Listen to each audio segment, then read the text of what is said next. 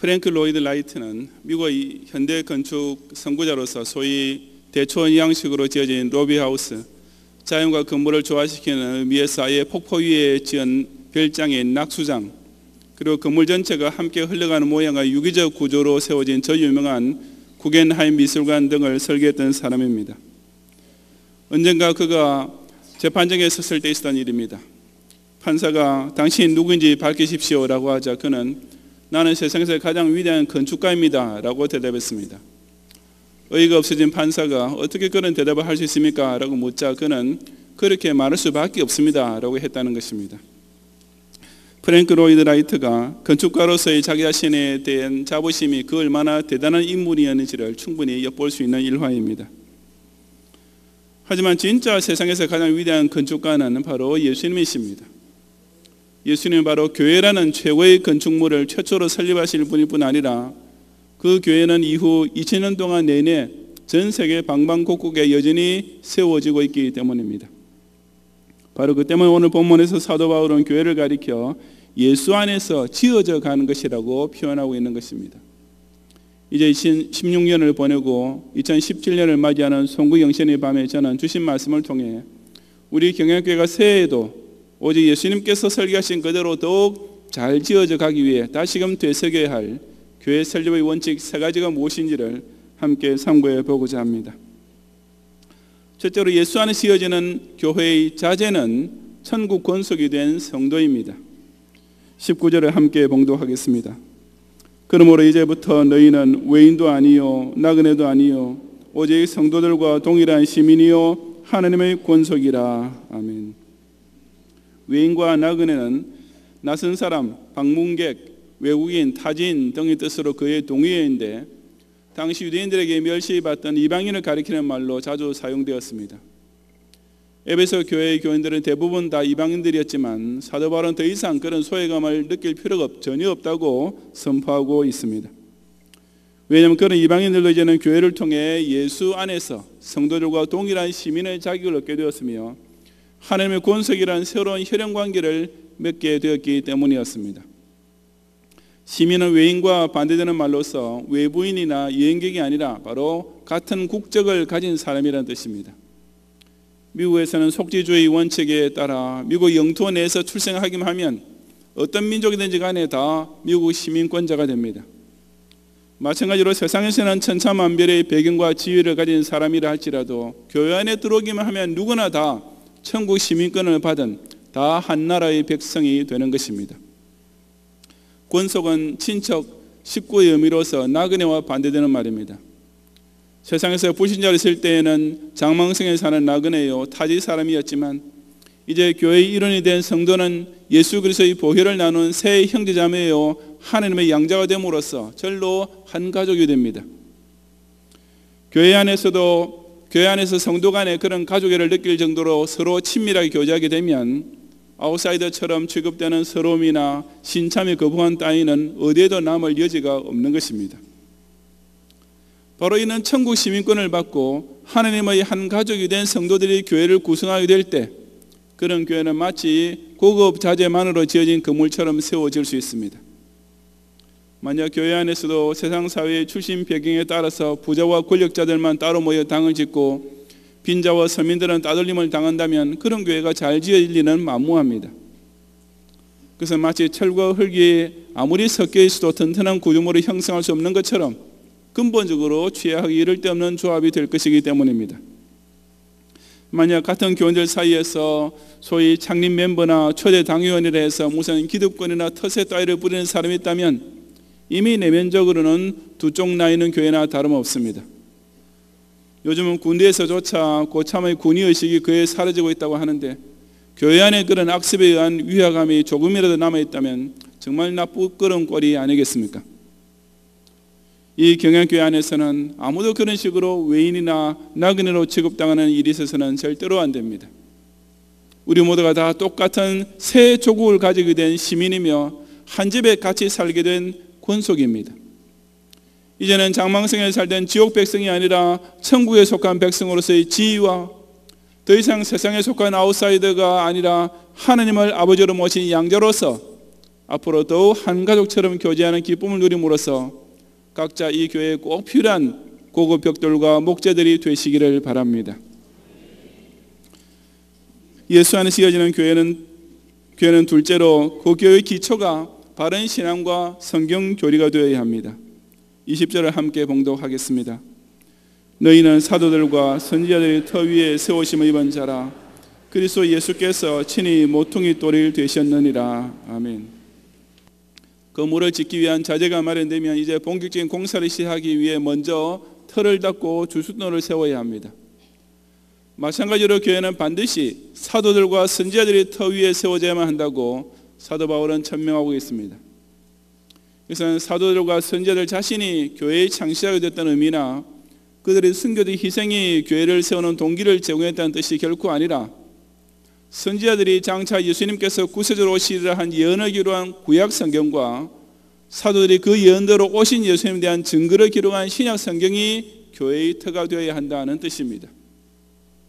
바로 그 터 위에 그래서 예수께서 친히 모퉁이 돌이 되셨느니라고 했는데, 이 모퉁이 돌이란 당시 건물 지을 때 벽과 벽이 만나는 지점에 설치했던 돌을 가리킵니다. 터는 땅이지만 모퉁이 돌은 실제 건물에서 제일 중요한 기초입니다. 그처럼 건물의 무거운 하중을 받치는 중심에 해당됐기 때문에 모퉁이 돌에 그 건물 주인의 이름을 새겨 넣어 소유권을 표시하기도 했었습니다. 그렇다면 예수님께서 친히 교회의 모퉁이 돌이 되셨다는 것은 구체적으로 어떤 의미이겠습니까? 그 뜻은 바로 베드로가 주는 그리스도시요 살아계신 하나님의 아들이십니다 라는 신앙 고백했을 때 예수님께서 친히 내가 이 반석 위에 내 교회를 세우겠다고 선포하신 말씀에 그대로 나타납니다. 즉 예수님에 대한 신앙 고백이야말로 교회의 기초가 되는 반석인 것입니다. 지난 2000년 동안 전 세계에 셀 수 없이 많은 교회들이 세워졌는데 그 중에 정통교회와 이단을 과연 어떻게 구별할 수 있겠습니까? 그것은 곧 그 교회가 예수 그리스도에 대한 바른 신앙 고백을 가지고 있느냐 아니냐와 신구약 66권을 신앙과 행위에 대하여 유일한 규범으로 받아들이고 있느냐 아니냐에 달려 있습니다. 간단히 말해서 예수 구원 신앙과 성경 중심의 교리, 이 두 가지가 참된 교회의 공통 분모인 동시에 이단을 구별해내는 시금석이 되는 것입니다. 우리 경영교회 앞에 붙는 명칭은 대한예수교 장로회입니다. 바로 예수교라는 명칭이 예수님을 구세주요 하나님의 아들로 믿는 신앙을 표방하며, 장로교라는 명칭은 오직 성경 중심으로 교회의 관할과 치리를 시행함을 뜻합니다. 이 세상에 존재하는 수많은 교회들 중에서도 바로 이 기초가 똑같은 참된 교회들이 모여서 단 하나의 우주적 교회가 성립되는 것입니다. 교회는 결코 강단 위의 십자가상이 아니라 오직 예수님에 대한 정확한 신앙 고백을 중심으로 세워져야 합니다. 교회는 조금이라도 목사가 교권을 부리는 것이 아니라 오로지 성경 말씀이 가르치고 명하는 대로만 설립되고 운영되어야 하는 것입니다. 그래서 고린도전서 3장 11절은 이 닦아둔 것 외에 능히 다른 터를 닦아둘 자가 없으니 이 터는 곧 예수 그리스도라고 천명하고 있지 않습니까? 우리 경영교회 역시 오직 예수님에 대한 바른 신앙 고백과 예수님을 예언하고 증거한 성경 말씀만을 확고부동한 기초로 해서 세워진 정통교회라는 사실에 대해서 더욱 자부심을 가지는 성도들이 되시기를 바랍니다. 셋째로 예수 안에 지어지는 교회의 기능은 예배와 전도의 사명입니다. 21절과 22절을 함께 봉독하겠습니다. 그 안에서 건물마다 서로 연결하여 주 안에서 성전이 되어가고 너희도 성령 안에서 하나님이 거하실 처소가 되기 위하여 그리스도 예수 안에서 함께 지어져 가느니라. 아멘. 건물은 그것을 설계할 때부터 계획하고 있던 어떤 목적이 있기 마련인데, 교회 설립의 목적은 곧 하나님의 성전으로 쓰임받는 것입니다. 그 안에서 건물마다 서로 연결하여 라는 말은 여러 건물이 서로 연결되어 라는 뜻이 아니라 예수님 안에서 건물 전체가 서로 연결되어 라는 뜻입니다. 즉 각 성도는 교회의 지체로서 교회를 이루는 각종 자재인데, 그 벽돌들이 서로 붙어서 바닥과 벽과 천장이 되고 그 목재들이 곳곳에서 건물의 하중을 바치는 구조물과 기둥이 됨으로써 교회 전체가 하나의 건물처럼 지어져 가는 것입니다. 여기서도 그 안에서라고 강조한 이유는 그 각 지체들의 결합을 이루는 접착제와 같은 것이 바로 앞서 나왔던 모든 성도가 똑같이 공유하고 있는 예수 신앙과 성경 중심의 교리이기 때문입니다. 그렇게 한 건물이 된 교회는 성전이 되어서 하나님이 거하실 처소라는 목적을 위해 쓰이게 됩니다. 다시 말해서 교회의 기능이란 오직 하나님을 모시고 섬기는 것, 다시 말해서 하나님께 예배드리는 것과 하나님께서 명하시는 사명을 수행하는 것에 있는 것입니다. 이것은 성령 안에서 이루어지는데 바로 성도가 성령의 감동하심을 입어야만 하나님께 신령과 진정의 예배를 드리게 되며 또한 성령의 인도하심을 따라야만 땅끝까지 이르러 복음의 증인이 될 수 있기 때문입니다. 구약에서는 예루살렘 성전이 하나님의 임재를 상징했지만 신약에서는 예수님을 구주로 영접하고 성령으로 중생받는 각 성도들이 바로 하나님을 모시고 섬기는 성전 그 자체입니다. 그래서 교회는 가만히 서 있는 건물 같은 정적 모임이 아니라 활동하며 일을 해내는 살아있는 생명체 같은 유기적 공동체라 불리는 것입니다. 그러므로 교회 안에서 성도가 서로 연결된다는 것은 결코 끼리끼리 재미있게 놀기 위해서가 아닙니다. 우리는 오직 여호와 한 분만을 하나님으로 모시는 예배적 신전 인격자로서 한 마음이 되어야 합니다. 하나님의 거하실 처소를 함께 지어져 간다는 말을 무슨 우상 종교처럼 교회당 안에 성화나 성상 따위를 모셔놓고 하나님 사시는 집을 만들어 드린다는 의미로 착각해서는 안 됩니다. 각 성도들은 자기가 하나님께로부터 받은 달란트와 본분을 따라 충성을 다함으로써 그런 지체들이 연합되고 결속되어 결국 가든지 보내든지 복음 전파를 위해 함께 쓰임 받아야 하는 것입니다. 하나님은 강서 성전이라는 건물 안에 거하시는 분이 아니라 우리 경영인들이 함께 모여 예배드릴 때 바로 그 각 성도의 심령이라는 성전에 임재해 주십니다. 하나님은 교회라는 간판에 걸려있다고 다 찾아오시는 신이 아니라 오직 그의 나라를 위해 같이 봉사하고 충성하며 일하고 싸울 줄 아는 그렇게 살아있는 공동체와 늘 동행하시며 친히 역사해 주시는 분이신 것입니다.